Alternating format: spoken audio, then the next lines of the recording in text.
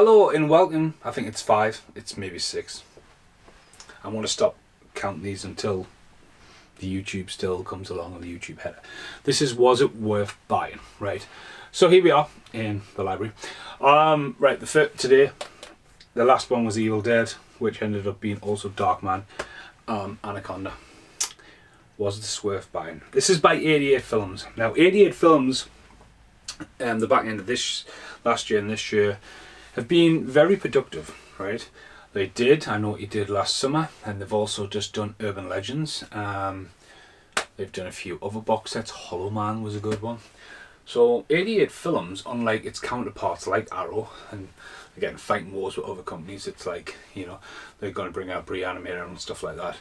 Arrow don't really do a box set. Well, they've done Hellraiser, you know, and the Rings and Vengeance trilogies, but 88 Film really seems to be like, right, let's get this done. And I like the direction 88's going. They seem to be focused on the 90s. That's why I keep pushing and pushing and pushing for Prey the Roller Boys. You know what I mean? They just seem to be the right company to handle it. Now, I remember traveling to New Zealand on my own when I was like 15, and Anaconda was coming out. And I read an article about Ice Cube, and Anaconda was a big movie at the time. The piercing eyes and the eyes of like the animatronics and CGI was coming along, and has the CGI aged well for Anaconda? Has it? Fuck. The animatronics, though, I still think it's quite creepy, and it's done well. I think the film, you know, big cast, big Universal Studios cast. Jennifer Lopez at a hype. Ice Cube, rising phenomenal. John Voight and Eric Stars have the voice. Danny Trejo's in there. Owen Wilson getting an early role as well. And like the film, you know, it's like one by one there was none. And it's a great creature film. The second one, you know, the second one was the second one damaged by a cast. A little unknown cast. Maurice Chestnut was in it. There's no cast from Boys in the Hood. And then fucking Hasselhoff, and then the one after that. And it's like, wow.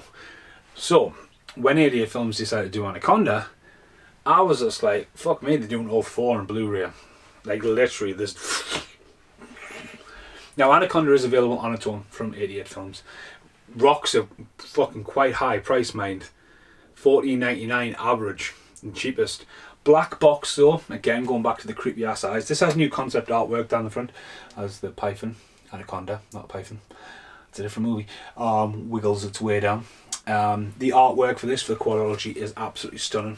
You can still pick this up, it is still available. Stuff like I Know What You Did Last Summer and Urban Legends, if you didn't get the first batch, they're gone. But this one's actually quite well made, because if you revisit me crazy fucking summer, one of the last summer, I wasn't really impressed by the quality of the box, but this is really nicely slimmed. Anaconda all the way around.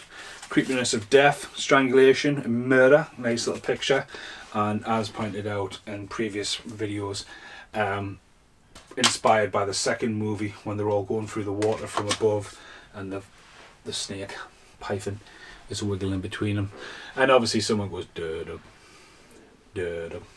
Right, so going back again, there's only 3 discs, so they've been able to cram 3 and 4 onto one disc. What I found really good about this as a viewer was a guy called Scott Harrison. I know his name off the top of my head because one of my friends in school, and one of the cast of Better Than F8 is called Scott Harrison, and not going to forget his name. He actually sits down and does audio commentaries for all 4 films, and that's a lot of the time he's done his research. He's reading off a script. As a fan, as someone like who likes listening to commentaries to fall asleep, or listen to commentaries while I'm editing and stuff like that, someone who's really like done his research. Again, it's like you can get 2 kind of commentaries. I think you can get commentaries where, you know, I watched one the other week and it was for The Mummy, and the cast hadn't even seen the film yet, and it's just like, come on, do you know what I mean? And like, they're watching the film for the first time with a live microphone.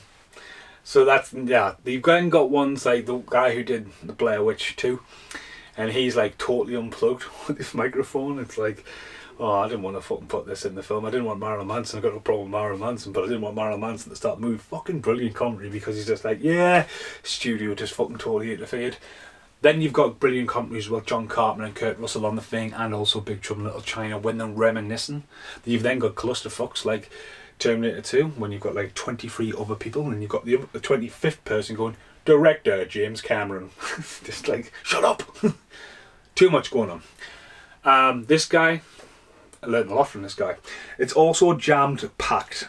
So the first disc, you've got the HD transfer, you've got DTS audio commentary by ginger expert Scott Harrison, blockbuster film with a bite, interviews, effects, franchise with fangs, remembering Anaconda, movies, interviews, official guide to Tremors. There's an interview with Jonathan Melvin, who also was deemed with Tremors. Producing Anacondas. Second one's got a few extra features. Toolbox creating Anacondas, Scott Harrison, and the third one's just got the audio commentaries.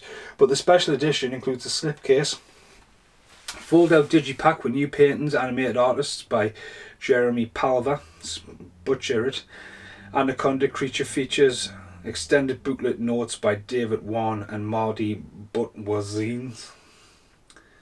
Absolutely butchered their names. But this was it worth buying? Looking back, it is. Because this only retails, I would say, about £22 off the top of my head. Don't quote me on that. Don't come up and go, you said this is £22. Don't quote me on that. Prices change every day. Don't quote me on that. But for a collection, 88 films, horror films, franchises, needs to be in. You can look at the third and fourth and go, what the fuck are they doing? And I'd say the second one really suffers from cast. I think if they had a bigger cast in the lead role, you know what I mean, it's not a bad movie. The Anacondas are just like territorial and it's all like the blood orchids, but you know, it is what it is. I still love the first one, you know what I mean? It's very creepy. I did a podcast for it. Did a podcast for the second one because the first podcast did quite well. I am not doing the podcast for the third or fourth one. But when it comes back to the series and I look around and I go, right, you know, I mean, I've eBayed a lot of the VHSs from back in the day. You know, I've finally let go of some VHSs or some Laserdiscs. Never going to get rid of stuff like that. But it's kind of like one of these things where I'm interested to do this right now, you know, letting it go. And then I end up buying some more stuff. But this is definitely this is totally worth buying. It's more worth buying than its counterpart when you just get it on its own, because if you're going to get Anaconda on Blu-ray, go for the full extreme on it, on that one. So yep, thanks for watching this, and I'll see you in the outtakes. Now who's smiling? Now who's smiling? Now who's smiling? Now who's smiling? Hello in the outtakes. Right, this is totally unplanned as I move that out of the way. I'm just quickly looking for something to go, what's this worth buying? And it have fucking nothing to do with Anaconda. I'm just looking around. I want to pick something up. Again, this isn't limited to media. It can be something that's in this room that's, you know, I mean, I didn't buy anything here. You know, was it worth buying this? I mean, was it worth buying that Turtles? Just, can you see it? I'm not even going to fuck it. Can it come off? There you go, there you go. Nothing to do with Anaconda. Was it worth buying that? Okay, so I bought that at the HorrorCon. This got its own video. Unboxed this with Theo Kane down at Slime House and the Arrow video shop. This was originally bought by me on the eve of WrestleMania before I went to Gateshead Comic Con. Again, to box it. I was killing some time actually. Bought this at Toys R Us. Toys R Us is long gone now. So it's the last ever thing I bought at Toys R Us ever. The last time I was ever in Toys R Us ever. And Brittany got The Undertaker to sign us on my birthday. So that's signed by The Undertaker 2019 right across the box there. As I say, you can check out the whole unboxing video. So was that worth buying? Yes. Now, again, it's weird though because it was meant to be signed to me. So now it's officially signed by The Undertaker and all the documentation's in the back of it there. So that is like, was that worth buying? Yeah, it was, because then The Undertaker signed it. And you could get The Undertaker to sign loads of stuff. I mean, that goes back right the day of going, right, does anyone remember the crap between WrestleMania 7 and me and Jack? When Jack and Kieran lent off this me as a kid, and I never got it back for years and years and years, and The Undertaker was sitting on the side. Could you got that signed? Could have. Could you have got me original little action figure? You know, I've had that since I was a kid. And no, I went for a turtle because Donatello is my favourite turtle. So yeah, Donatello as The Undertaker. The Undertaker is definitely questionably my favourite wrestler of all time as well. top 5. You know what I mean? Someone who's inspired me since a kid, and someone just phenomenal. The documentary they made about him was fucking class. How much more could you give to the world? You know what I mean? So that's my random unplanned outtake for Was It Worth Buying for Anaconda, and we got to Donatello. But this series is a hybrid of review, rant, randoms. But again, I need to start picking stuff up and going, was this really worth buying? No. And just butcher it. Thanks for watching.